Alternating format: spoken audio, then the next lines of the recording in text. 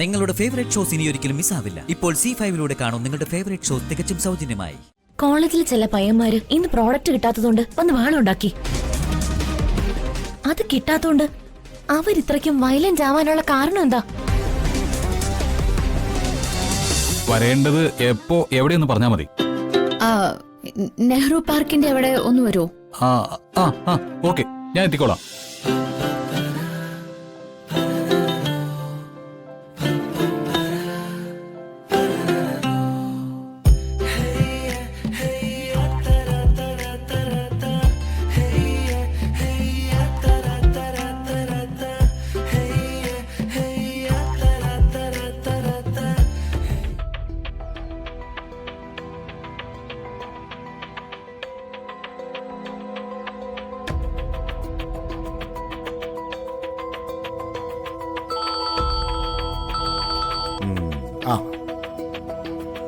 Hello, ഇത് ഞാനാ, സാഗർ. നീ മിടുക്കനാ, ഞാൻ എല്ലാം അറിഞ്ഞു. ഇത്ര പെട്ടെന്നോ? ഇന്റർനെറ്റിനേക്കാളും വേഗതയുണ്ടല്ലോ ഇങ്ങനത്തെ കാര്യങ്ങൾ ഇവിടെ അറിയാൻ. അതെ, നമ്മുടെ ഒന്നാമത്തെ വെടിപൊട്ടിയല്ലേ? അത് മാധവന്റെ നെഞ്ചിലാണ് പൊട്ടിയിരിക്കുന്നത്. എനിക്കതങ്ങ് ബോധിച്ചു. രണ്ടാമത്തെ ബോംബും പൊട്ടാൻ അധികം താമസമില്ല. കുറുപ്പ് സാറേ, അതാ കുടുംബത്തിന്റെ അടിവേര് വരെ തകർത്തിരിക്കും. നീ മിടുക്കനാ സാഗരേ, മിടുക്കൻ. നിന്നെ പോലൊരുത്തനെയാണ് എനിക്കാവശ്യം. അതെ, നീ എന്നോടൊപ്പം കൂടിക്കോ. രാഷ്ട്രീയത്തിൽ നിനക്ക് നല്ലൊരു ഭാവി ഞാൻ ഉണ്ടാക്കി തരും. ഞാൻ ഇവിടെ ഏകതയും പരഗതിയില്ലാതെ നടക്കുക. പറ സാഗരേ. വേണ്ട സാറേ. അതെ, ചില ആയുധങ്ങൾ ഞാൻ മൂർച്ചകൂട്ടി സൂക്ഷിച്ചു വെക്കും.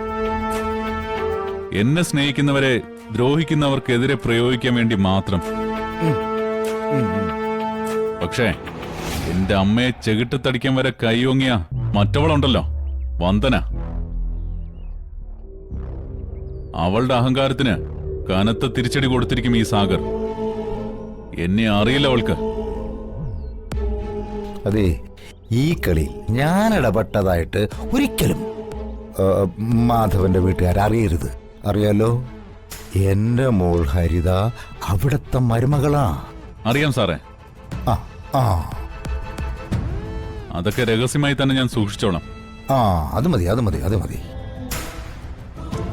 കുറുപ്പ് സാറ് വെടിമരുന്ന് ഇട്ട് തന്നാ മതി. ഞാൻ തിരി കൊളുത്തിക്കോളാം. മതി, എനിക്കത് മതി. പണ്ടേ വെടിമരുന്നിടാ ഞാൻ കാലനാ. എന്നാ പിന്നെ വക്കട്ടെ സാഗർ മോനെ.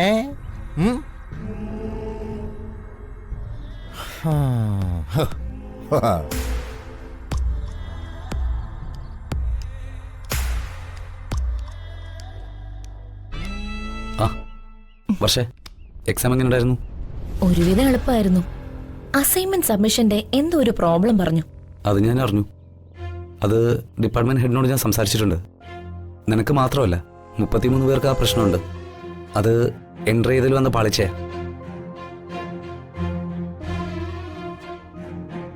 പക്ഷേ നിന്നെയും കാത്ത് കുറ്റിയടിച്ചിരിക്കാൻ തുടങ്ങിയ സമയം കുറയായി.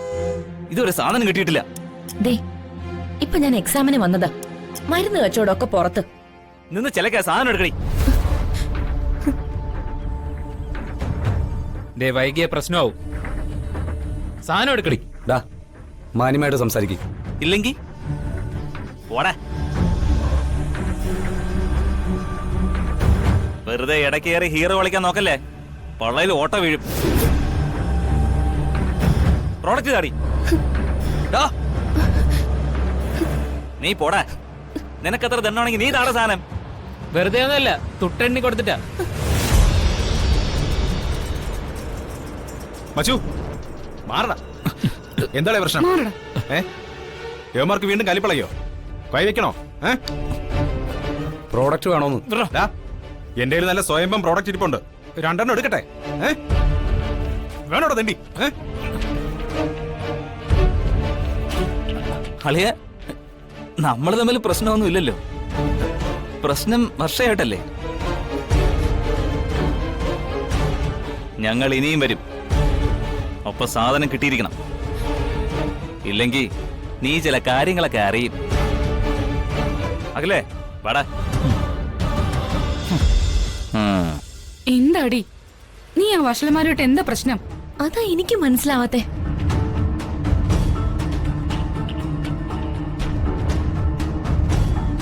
ഞാൻ അവർക്ക് കൊടുത്തത് ഞങ്ങളുടെ കമ്പനി വക മരുന്നിന്റെ സാമ്പിൾ പ്രോഡക്റ്റാ. അത് കിട്ടിയില്ലെങ്കിൽ ഇവരെന്തിനാ ഇത്രയും ചൂടാവുന്നത്? ഒരുപക്ഷെ ആ പാക്കറ്റിൽ ഇല്ലീഗൽ സാധനങ്ങളായിരിക്കോ? നോ, കമ്പനിയുടെ മരുന്നിന്റെ സാമ്പിൾ പാക്കറ്റിൽ ഇല്ലീഗൽ സാധനങ്ങളോ? മണ്ടത്തരം വിളിച്ചു കൂവാതടാ. വർഷയോട് ഇപ്പോൾ കാര്യങ്ങൾ തുറന്നു പറയുന്നത് അബദ്ധമാ. ചെറിയൊരു സൂചന മാത്രം കൊടുക്കാം. വർഷേ, അവന്മാർ പിന്നെന്തിനാ ഇത്രയും ഭീഷണിപ്പെടുത്തിയത്? വർഷേ, നീ സൂക്ഷിക്കണം.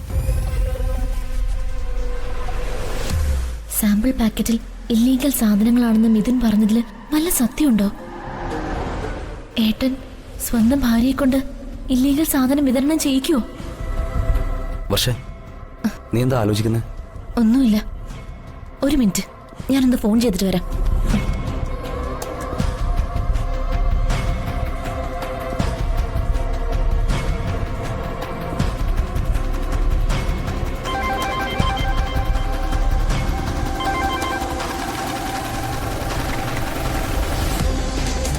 Hello darling. കോളേജിൽ ചില പയ്യന്മാര് ഇന്ന് പ്രോഡക്റ്റ് കിട്ടാത്തതുകൊണ്ട് വന്ന് ബഹളമുണ്ടാക്കി. അത് കിട്ടാത്തോണ്ട് അവരിത്രയ്ക്കും വയലന്റ് ആവാനുള്ള കാരണം എന്താ? എന്താ ആ പാക്കറ്റിനുള്ളിൽ? അതെനിക്കറിയണം. വർഷ, ഡ്രഗ്സിന്റെ അഡിക്ഷൻ മാറ്റാനുള്ള മരുന്നാണത്. കൃത്യസമയത്ത് ആ മരുന്ന് കിട്ടിയില്ലെങ്കിൽ ഡ്രഗ്സ് ഉപയോഗിച്ചുകൊണ്ടിരുന്നവർക്ക് ഒരുതരം ഭ്രാന്തി തന്നെ കാണിക്കും. അപ്പോ അവർ ഒരുതരം മാനസിക വിഭ്രാന്തി കാണിക്കും. അതുകൊണ്ടാണ് ആ വിദ്യാർത്ഥികൾക്ക്, അല്ലാതെ പേടിക്കണമെന്നില്ല വർഷേ, ഇങ്ങനെയുള്ള മരുന്നിന്റെ സ്വാധീനത്തിൽ നിന്നും അവർ രക്ഷ നേടിക്കൊണ്ടിരിക്കുക. അപ്പോ ഇനിയും അവർക്ക് ആ പ്രോഡക്റ്റ് കൊടുക്കാമോ? തീർച്ചയായും. ഇനിയും ഈ മരുന്ന് കഴിച്ചാലേ അവർക്ക് ഡ്രഗ്സ് ഉപയോഗത്തിൽ നിന്നും പൂർണ്ണമായി രക്ഷ നേടാൻ പറ്റും. ബിസിനസ് കൊണ്ട് പണം മാത്രം ഉണ്ടാക്കിയാൽ പോരല്ലോ, അല്പം സമൂഹ നന്മയും കൂടി ചെയ്യണ്ടേ? തീർച്ചയായും. പാവം, എനിക്ക് അവരോടൊപ്പം സഹതാപം തോന്നുക. ഞാൻ അവർക്ക് ഇനിയും പ്രോഡക്റ്റ് കൊടുത്തോളാം. അവര് രക്ഷപ്പെടട്ടെ. Okay my darling.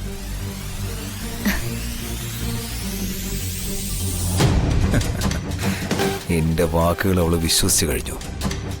ഇനി അവൾ ഉത്സാഹിച്ച് പ്രോഡക്റ്റ് ഡെലിവറി ചെയ്തുകൊണ്ടേയിരിക്കും.